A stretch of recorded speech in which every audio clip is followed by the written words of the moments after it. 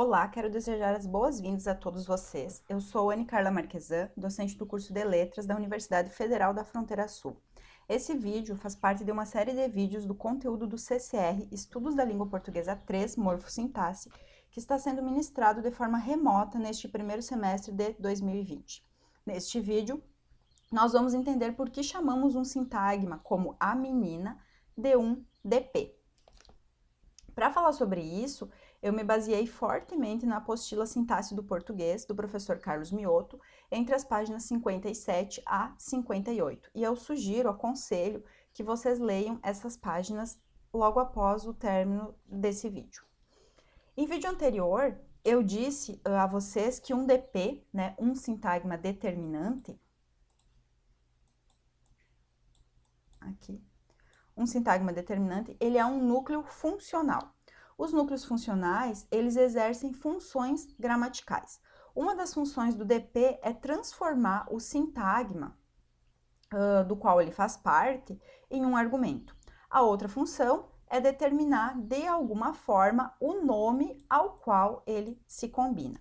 Então, isso porque um nome sozinho, como menina, em estado de dicionário, ele não conseguiria ser um argumento. Ou seja, em estado de dicionário, esse nome não consegue se referir a algo ou alguém e, portanto, não poderia fazer parte de uma sentença. Por isso, né, embora nós tenhamos aqui em a menina dois núcleos, né, o núcleo D, que é o A, e o núcleo N, que é o menina, nós diremos que o núcleo desse sintagma, o núcleo de todo esse sintagma é um DP. O núcleo maior, né, desse sintagma é um DP. Por quê? Porque esse NP, ele precisa ser determinado de alguma forma para poder ser um argumento e poder, então, ser argumento dentro de uma sentença, né, ser um argumento de um verbo. Então, assim, nas sentenças, a Jéssica comeu o bolo, Jéssica comeu este bolo, aquela menina comeu o bolo, quem comeu que bolo e Jéssica comeu que bolo, né? Todos esses constituintes que estão destacados, que estão dentro dos colchetes, né? Eles são DPs, né? Como vocês podem ver pelos índices aqui subscritos que estão colocados aqui. Então, todos esses constituintes, né? Que inicia, por exemplo, aqui e termina aqui, né? Então, eles são DPs, tá? Aquela menina é um DP, o bolo é um DP, quem é um DP, o bolo, Jéssica e que bolo. Então, observe aqui, né, que mesmo Jéssica, no caso aqui, deixa eu destacar esse Jéssica, aqui, mesmo Jéssica sendo chamado de nome nu, então a gente chama de nome nu porque ele não tem um determinante explícito aqui, mesmo esse Jéssica, sem ter um determinante explícito, ele sofre determinação de alguma forma. Então, ou seja, a gente interpreta esse constituinte, esse sintagma, como um DP, mesmo sem a presença desse determinante. Por quê? Porque é esse DP que vai transformar esse sintagma em um argumento, né? Então, vejamos como seria o desenho, né, desses DPs. Então, o desenho desses DPs seria dessa forma, né? Então, é um DP, ele não projeta um argumento externo, porque ele nunca vai ter nada ali como argumento externo.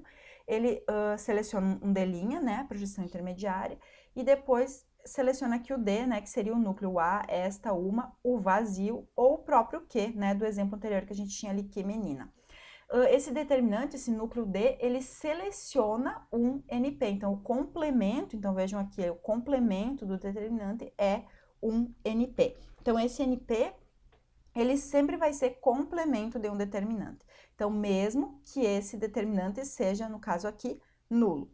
Observe também, né, que o pronome interrogativo aqui, o pronome que, né, do exemplo anterior, deixa eu voltar um pouquinho, o exemplo anterior, que bolo, né, então esse pronome que, ele também é um DP, porque no caso da sentença, né, Jéssica comeu que bolo, deixa eu voltar aqui, Jéssica comeu que bolo, esse sintagma, que bolo, ele está em distribuição complementar com outros determinantes, ou seja, né, a resposta para essa pergunta poderia ser o bolo de chocolate, né, então seria um DP.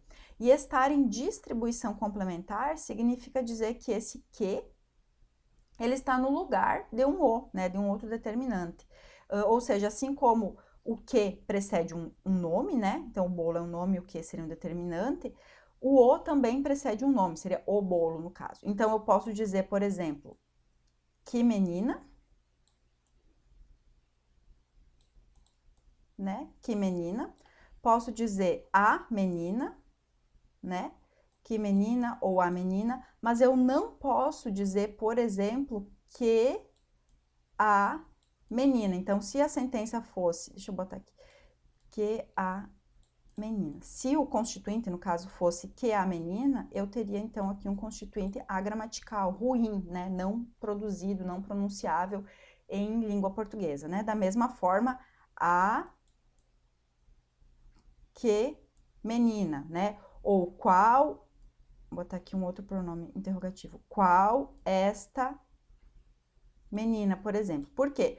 Porque tanto o que, quanto o a e quanto o esta, eles estão em distribuição complementar, eles ocupariam o mesmo lugarzinho lá aqui, né, no desenho, eles ocupariam esse mesmo lugar, o qual também estaria aqui, né, qual menina, por exemplo, se a pergunta fosse essa, né, se a sentença fosse qual menina comeu o bolo, por exemplo, o qual seria um determinante. Então, eles estão em distribuição complementar e, portanto, esse que, qual, assim como o, uma, né, e esta, eles ficam ali no núcleo deles, são determinantes, tá?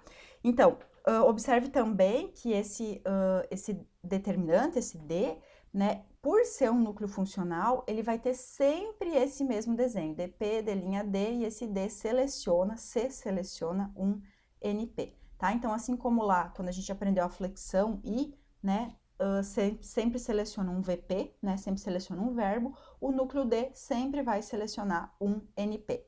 Então, em resumo, pelo fato de determinar, né, um nome, esse D é tido, né, como núcleo de um sintagma. Então, ele é tido como o núcleo desse sintagma, a menina, por exemplo, tá? Então, vejamos como esse DP fica dentro de uma sentença, como ele se apresenta dentro de uma sentença. Então, coloquei aqui a sentença, a menina comeu o bolo, eu já desenhei aqui a árvore, né? Então, a menina comeu o bolo, a gente observa aqui que é uma sentença declarativa, e por isso eu comecei a sentença no IP, IP e linha I, VP, paro aqui no VP para observar o meu verbo, o verbo é o verbo comer. Esse verbo comer é um verbo que tem dois argumentos, a menina, que é o argumento externo e que é um DP, e o bolo, que é o argumento interno e também é um DP. Então, até então, a gente simplesmente desenhava aqui a menina e o bolo. Agora, como nós já sabemos abrir esse DP, então a gente pode simplesmente não, a gente pode abrir esse DP, se for pedido, solicitado, né? Tipo, abra ao máximo os constituintes. Então, abra ao máximo os constituintes, eu vou ter que abrir esses DPs. Então, o DP, nós já vimos o desenho dele, é um núcleo funcional, DP D', D, o D é o O, no caso aqui, e o bolo, que é um NP, né? Então, bolo. Se eu quiser, eu posso abrir esse NP também. Vou abrir ele aqui do ladinho, então, no a menina. Então, a menina, então, DP, D', D, eu tenho o A aqui, e o menina é um NP. E vejam que o NP, ele é um núcleo, né? E é um núcleo que não tem argumentos, né? No caso, menina é um núcleo concreto, então eu vou abrir ele sem precisar projetar nenhum argumento, porque ele não tem, né? Então, a menina, NP, a menina, tá? Eu vou projetar ele retinho assim, sem nenhum argumento externo, nenhum argumento interno, certo? Então, o desenho, né, desses DPs seriam abertos desta forma, né? Então, por hoje é só. Espero que o conteúdo desse vídeo tenha sido produtivo. Bons estudos, abraços e até mais!